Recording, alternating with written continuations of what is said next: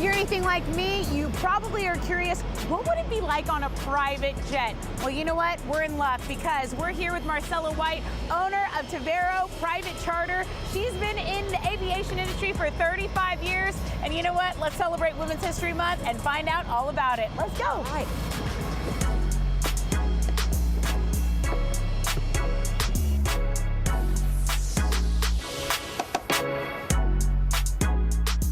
Welcome aboard our Thank Falcon you. 900 14-passenger jet. It's one of the favorites in our fleet. Goes about 7 hours and will seat 14 passengers.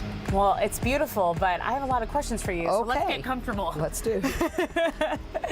Okay, so Marcela, tell me a little bit about yourself. Let's start from the beginning. What were you like growing up? So I was fourth child of a Peruvian mother and an American father. We lived overseas a lot. I was actually born in Africa, and then we lived in Venezuela, we lived in Peru, and then my dad was in the oil business, and we ended up in Houston, Texas. How did you end up in aviation?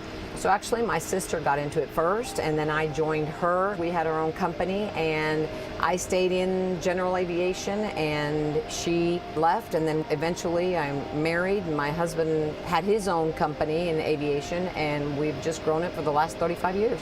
Now, we're talking about Tavaero as a private charter company.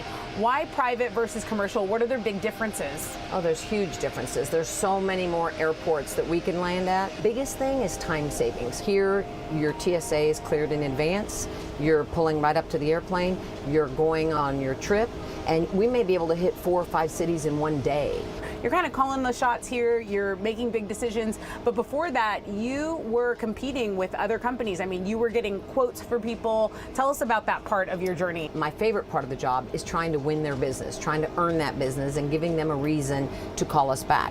So we're not really in the transportation business. Anybody can get you from point A to point B.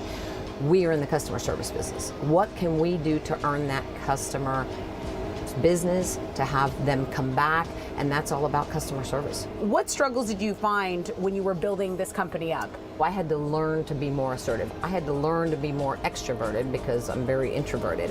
So that was a big challenge, is to earn the respect of the men that I was managing, which is one of the reasons I got my private pilot's license, is to understand that. But it was really about being more vocal, communicative, and being taken seriously because of the knowledge that I had, because I'm constantly studying those regulations that they have to adhere to. I need to be very positive, communicate well, present it in everything in a very objective way, and just be able to deal with it on a man's level. Absolutely, absolutely. How do you see the role of women in aviation evolving as you've been in this business for 35 years? It's incredible. I'm so excited that there are so many pilots, organizations, and companies that see the value of having a female in the cockpit. What advice do you have to young women who say, hey, I want to be like that?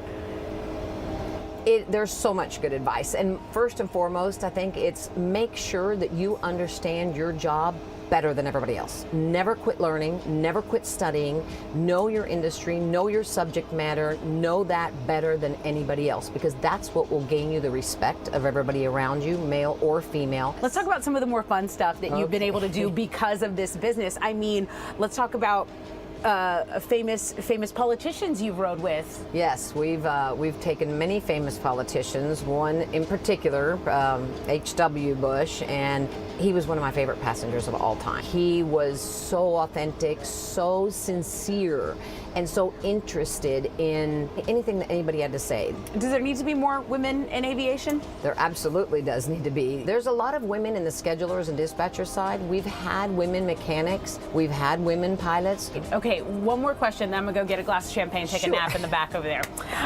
What do you want Houston to know about Tavaero or you? We are a 35-year-old company that has been here in Houston, Texas, with all our aircraft here. And we have survived, excelled, succeeded when many, many other companies have failed and gone away or closed down. And 100%, it's customer service. That's what has kept us in business. That is what has helped us thrive and succeed in this industry. Wow. Derek, How cool is she?